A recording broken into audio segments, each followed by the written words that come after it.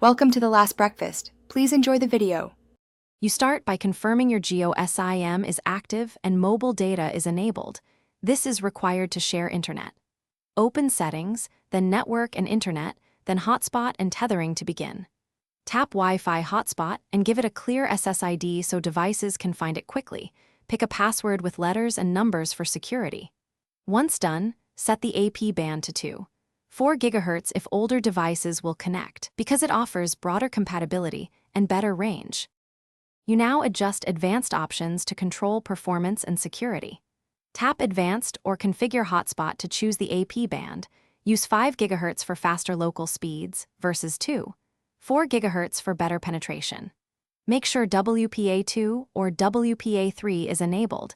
This prevents unauthorized use and preserves your data. If you expect multiple users, set a device limit or a data cap to prevent overage. Also consider hiding the SSID or enabling MAC filtering for extra control. These steps make your hotspot predictable and safe. You finish by connecting client devices. Open Wi-Fi, find your SSID, enter the password, and confirm internet access. If speeds are slow, move devices closer to your phone or switch between 4 GHz and 5 GHz to see which performs better. When connections fail, restart the hotspot, toggle mobile data off and on, and verify your Jio plan has available data.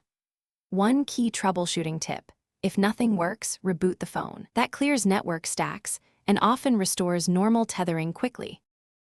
Thanks for watching. If this was helpful, leave a like and consider subscribing. See you next time.